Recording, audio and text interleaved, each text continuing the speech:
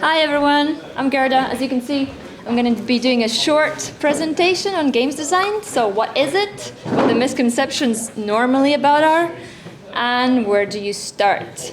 So before I even came here, when I was signed up by our company's HR manager, I was just like, oh, this is a student thing. So, since I was quite recently a student, I was like, this is cool, this is fine. And then I noticed all the speakers list are pretty much people with like 10, 20 years of industry experience. I just went like, oh, that doesn't make me feel bad whatsoever, but whatever. But at least it might be a bit more relevant for you, since I've only been in games for about 3 years or so. So, let's just give it a go.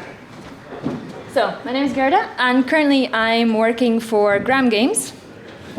And as all people, a random fact that I like to stay up late, mostly because I either watch something or I play something. Although since when you actually get into games industry, you have way less time to actually play games. Or you don't want to play games anymore because you're just like, can I just go home and not think about games anymore? But that's obviously individual. I still play games, but a lot less to that what I did when I was in uni. So these are some of the games that inspired me to get into games overall. The games that I really loved back in the day and still do, or have played quite recently. I don't know if you know all of them. I hope you do. If you like games, you probably should know all of them. So, education-wise, I actually jumped ship because I have 2 honors degrees. I did my first, and when I was at the end of my first culture, I did the culture degree there, right? Back home in Latvia, that's where I'm from. And I realized that, culture is fun, it's really interesting, it's awesome, but I really don't want to do this for the rest of my life. And then I found out that you can do game studies. And I was like, whoa, I was just mind blown. I was like, asking my family, like, do you think I should go? And they were like, if you can pay for yourself, whatever, then you can go. And so I did. I suffered through while everyone was partying. I had to work part-time all the time, else I couldn't support myself. But that was fine. It was totally worth it. At least I kept telling myself that the whole time. And so this is one of the possibilities that how you can kind of start your games education is where I was in Aberdeen, up in Scotland. And that was good fun. They have a lot of different things you can do, which is good. So, in regards to my games design experience I started out up there in Scotland as well, at Outplay Entertainment. They are currently still the largest mobile developer in Scotland, and there I worked on a bunch of different games. In comparison to Merge Dragons, what I'm working on currently, it's way bigger now, and it's also way more fun, I'd say, to work on a really weird game. I'd say Merge Dragons is a really weird game, but it's doing really well, and I'm really happy being on it. So just an FYI, I currently work in mobile, but being a designer is similar experience, whether you want or do not want to be in mobile, whether you want to go in AAA or you just want to go in indie, right? But we'll get to that one as well. So, what is a games designer? This is probably one of the things that I have heard so many misconceptions about, because people normally instantly go, well, a designer is somebody that has ideas, right? And you're like, yes, but no. Because, let's be honest, everyone has ideas. Everyone has had at least a single whole good idea in their lives, right? And everyone would like their ideas to be taken seriously, and everyone would like to do something with them. So, what are game designers? I actually, before I came here, I looked up a game designer description on the Graduate Prospects website. When I started, there wasn't even such a thing as a Graduate Prospects website, but it had these all beautiful words and how it's about the creativity and designing systems and ideas and prototypes and all these amazing things, which is true. It is totally true.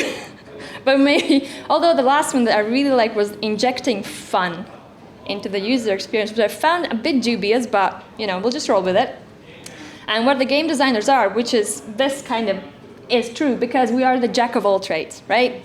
We also, depending on which company you go to work for, either you go mobile, AAA, or indie, will also widen or make what you're actually doing for the game.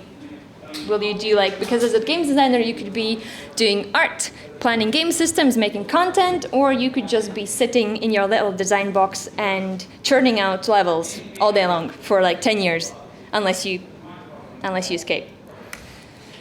So what I've done so far in my recent games design career, so the last 2 years, since I started out as actually a QA, I've done content, I've done some features, I've done mechanics and narrative and all these little cool things.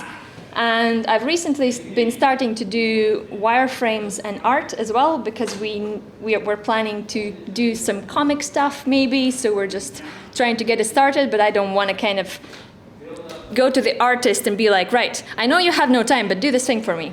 So instead, I just kind of do it myself. And then if it goes through, if it gets approved, then the actual people with the actual skill can go and do it, right? So that's also really cool, being a games designer. And of course, that one was the last one, is very true. So if you don't like Excel, but you want to be a games designer, learn to love Excel. Legit. That's, no matter where you end up, if you're a games designer, you'll need it a lot. So I found this really cool quote, that fun is not the same thing as fulfillment, which is true in a lot of ways, because I've spoken to a lot of different game designers, a lot of senior games designers, and one of my favorite people is actually working also in my company currently, and he designed Diablo 1 and Diablo 2, and he's the most fun and humble person I've ever met. When I found out that he works on, he has made Diablo, I was just like, what? Oh, this is amazing. He was like, this is fine. This is better now. It's much more calmer.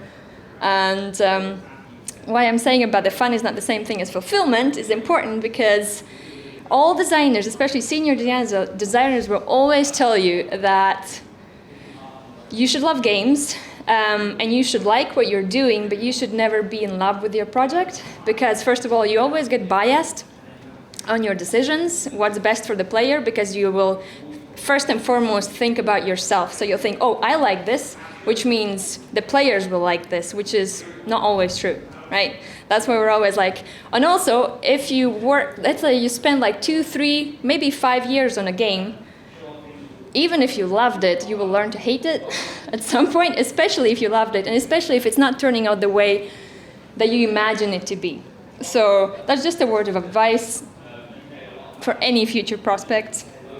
So if you ever would like to work on any of these big titles at any point, you certainly should go for it. You should dream big, you should go for it. But you will probably never change them in any way or put them in a direction that you necessarily want to. Also because it's AAA, and that's way harder than doing and making things happen the way you want than in indie or in mobile. So this is my bad slide, so to say. As I was saying, actually these quotes, what a game designer isn't, have all come from people that I used to study with, and guess what? None of them are in games right now. Starting with, as I said before, I'm the ideas guy or the ideas girl, or somebody that we had a guy that only played FIFA, then we had another guy that only played Dead Space, and they were like, those are the best games ever. All other games suck, right? But if you're a games designer, you at least have to have some interest. Even if you love a specific type of game, that's fine. You can have your favorite games, but you have to be able to. You have to play other games. You have to think about them. You have to think about the decisions that have been made in those other games as well, and why have they been good, why have they been bad. And also, even if you love a specific game, you always have to be capable of pinpointing down the bad things about it, the things that don't really work, even if you think it's the best thing ever. But even if you go on the forums and go like, okay, people don't like these things, why? And then you have to kind of think about it in a very constructive way and try to just take yourself out of your love for the specific thing and just, because that's what pretty much game design is. And also, even if you love playing games, it's not enough to do games design if you just love playing games, because games design is very much about problem solving. This is a slide that I like way more. So basically, a games designer, of all the things that you could do, is you have to be very comfortable talking to people, because you'll have to do it all the time. If you're not comfortable yet, you can learn that. Making documentation, making wireframes, working with Excel. You should, or at least you can learn a bit of art. You should, or you can learn a bit of code, especially because specific designers require specific kind of things that they need to learn. If you, let's say, you would like to be a designer and work on the next GTA, right? Designers there are scripters, so they are purely, pretty much they are mission scripters. While a designer, like in my company, pretty much we just put building blocks and then we do a lot with Excel. Well, it will really depend on which company you want to go for, what is it that you really want to do, and you always have to really look ahead in what you're good at or what you are comfortable with learning. So, and of course, the last one, as a game designer, your ideas will not always be good. Probably 95% of your ideas will either get changed or be completely killed, and that's normal, and you just have to kind of be okay with being upset maybe, but you just can't take it to heart, because that'll just destroy you. You can't be precious with anything in this industry, but that's just how it is, and that's completely fine. And you just get used to it, but the moment you get the praise, right, and you've done right, and your thing goes out, and you're just like, yes, it just feels so good. So it's totally worth it. So this is completely not an extensive list. I was just sitting with my flatmate, who's also a game designer but a different company, and we were just like brainstorming the types of designers that both we are, the types of designers that our friends are, and the other kind of well-known ones. But this is, as I said, not an extensive list whatsoever.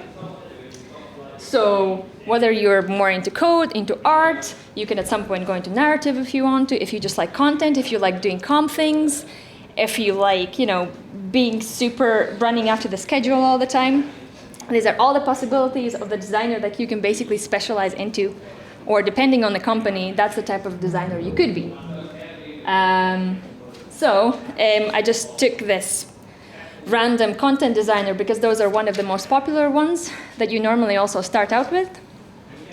So basically, if you are a content designer in a AAA, you'll mostly be a part of a huge design team, and you will block out levels, either 3D, mostly 3D obviously, or you'll do mission scripting, and your job will be extremely specific, and there's going to be tens and tens of you. If you're in a mobile, the chances are your job requirements will expand significantly, just like I'm doing a lot of things right now. You are still kind of bound. You are more bound by sprints, because normally in mobile industry, our sprints are like 2 or 3 weeks. So you constantly have to like update the content or update whatever it is you need to update. So you're constantly kind of doing the same thing in a sense again and again, plus additional things that always change depending on the sprint. And then if you want to be everything at all times, you can go into indie, because all of the people that I know that are in indie and are designers there tend to be everything. They code, they draw, they do sound engineering, they are producers, they are designers, they are HR people. And I know that currently, at least in my university, the professors are kind of pushing the students into, you finish uni and go into indie. Like, you have to go into indie. I really disagree with that, because to go into indie, you first of all need to have some experience. You need to know how the industry works. And you just need to also have money. Because the chances of your game succeeding straight off the bat first time as an indie it's super low. Like, maybe you can, I'm not saying you can, but the chances are it will not make money, and you'll be in debt, and you will hate games industry, and you will just drop out of games. I've seen that happen already to so many people, and I really hate when that happens to people to just come out of uni with all these dreams and everything, and then just like, oh, I hate games. Games suck, right? So I even made this little again, this is only my interpretation of it. If you like problem solving and more problem solving, bam, you can go into any match 3 game or any kind of really puzzly game of point and click adventures, right? Again, this is just a silly kind of my approach to different types of designers that you can do depending on what you like doing best. Or even if you normally start out as a level designer, a content designer, like a mission scripter, you can always try and learn other things either on your own time, or if your company is nice, they will let you learn other stuff. Like I'm currently taking courses on UX design because that's what we really need. And it's really cool. And eventually I think I'm going to specialize into that as well. So you can literally be anything as long as you're prepared to kind of buckle down and start from the very bottom, and then just as you go, even if you thought like, oh, I really want to be this combat designer, but then you realize, but I actually really like technical design. I really like looking at formulas. I really like figuring out like monetization or all these kind of things. So you just kind of figure it out as you go. There's nothing set in stone at any point, okay? And the best thing, obviously, is working in games design, whatever. You can work pretty much anywhere, right? Because it's so international. Most companies will speak English even if they're not in an English-speaking country, which is really cool. So you're never kind of bound to a specific country or a specific company at any point. The only thing, I think there's been quite a few people that have already said it today in these presentations and also in GDC that happened recently, is that just try to be a nice person, because if the word gets out that you are a horrible person, the chances are somebody knows somebody, and then somebody else knows that somebody other, and then when you're applying to the company, people are like, no, that's fine. So it's just a general word of advice, just be nice. Try to be nice. So how do we get there? How do you get to be a designer? So having a degree is a nice plus, it's a nice addition, although to be honest, like having a degree is, it's not even necessarily that you need a games degree of any sort, like a degree in arts, literature, history, whatever, pretty much, that somehow culture, whatever, combined in games will pretty much do, because most of the games companies want you to have some kind of a portfolio when you apply. So how do you do that? You make games, you go to game jams, you try to find like-minded people. Even if you think that, oh, well, I don't know how to do anything, I can't art, I can't code, that's fine, because if you go into game jams, you can still join teams and be a part of their, somebody like production, be a designer, just learn. Also including read and watch TED Talks, GDC Vault Talks. All of these are very valid, and when you actually get to an interview stage of any sorts, then you can actually, show them that you have actually a wide array of knowledge, even though you're basically just out of uni without real games experience, right? And of course, there's different paths into industry as well. I'm going to promote the QA one, because that's how I started. When we were still in the university, a lot of our lecturers said, you should go through QA, and most of my course mates were they just didn't want to. They were like, well, I'm too good for QA. Like, why would I want to be a QA? It's horrible. Like, I want to be a producer. I want to be a designer straight off the bat, right? And as I said before, none of them are in games right now. Most of them are still in retail or doing other things. And to be honest, there's really nothing wrong with QA. I don't know why is there so much disdain towards QA, because QA is actually really good fun, and the best part about it is that you see the entire game circle. You see how the sprint starts, you see how the sprint ends, you see what can go wrong, you start to anticipate the things that will go wrong, things that, especially, I worked together when I was a QA, I worked with a designer that had done a master's in design as well. And he was good. He got the job. He didn't have to go through QA. He was still a junior designer, but because he had all the education, they took him on. But he just didn't see a big chunk of how the game was actually made. He didn't really have a lot to do with the code at that time. He didn't really have to do a lot with the art that time. He was just kind of in his little design bubble. And then when things went wrong, he would be like, I don't know how that went wrong. But if you go through QA, you see a lot of things, you understand a lot more things, and it gives you such a broader perspective on when you're designing, what could go wrong. And then you just learn to also, go talk to other people like QA, art, code, you just ask them. And you ask them and ask them and ask them, so I'm doing this, like, is that okay? And they'll be like, okay, yay or nay, basically, and stuff. So that's pretty much that. Yeah, I think I already mentioned that you should do public talking. Don't be afraid of people. Don't be afraid to fail. I think the best part of design is that the fact that you can always specialize in doing something new. You can, even if you spend 10 years doing mission scripting, you can then just wake up one day and be like, you know what? I think I'm going to do some UI and UX design next, and you can learn that. And you can try and switch into that. So I think that's pretty cool. I'm going to show you, I don't think the links will work, but that's okay. This is how I started out with, that one is a really old game jam game. This is something I did in the uni, and that was my honors project. So you just do something, even if it seems silly and tiny and it doesn't really work, because it all benefits you. And if you don't know how to code or you don't know how to put it together, you can there's so many videos and talks on how to use Unity, how to use Unreal, right?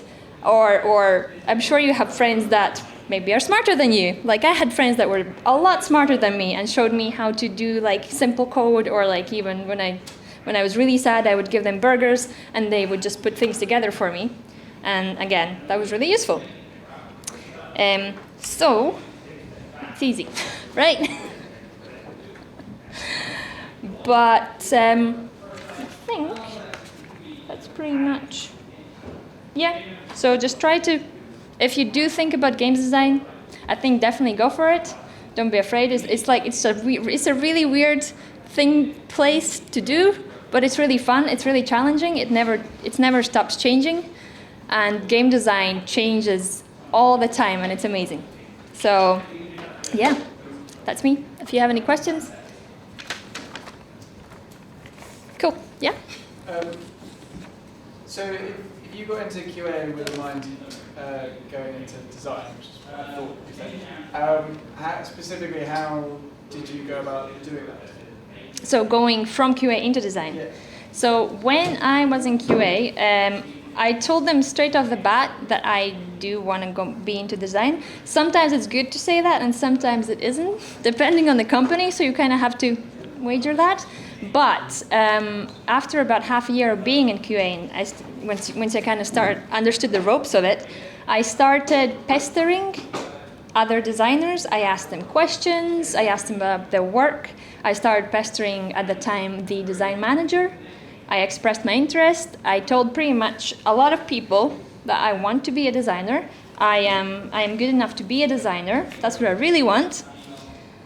And then eventually they gave me a design test, because a spot basically opened up. So they gave me a design test and I passed it. And that's how I got on into the design team. What was the design test? The design test is, so basically the design test for me at that time, so I was supposed to go on to the, to be fair, that was weird, because I was supposed to go on their mid-core games, the tower defense games, so my design test was about that, but things at the last minute changed, and instead they put me on an Angry Birds bubble shooter, which was a really strange turn of events. But my design test was basically, they would have me block out a level, tell me how would I set the enemy waves, then the next question was about, I needed to have a new enemy type, and with all the, special moves or whatever, and then what is the general consensus about what a good tower defense level should be. Like when I joined Graham, I also had to do a design test, because that's what you normally have to do. You'll have to do some kind of a design test if you want to be a designer, unless something's changed. And they asked me to basically do a similar thing, but it was way more extensive and with a lot more questions in regards to economy and data analysis.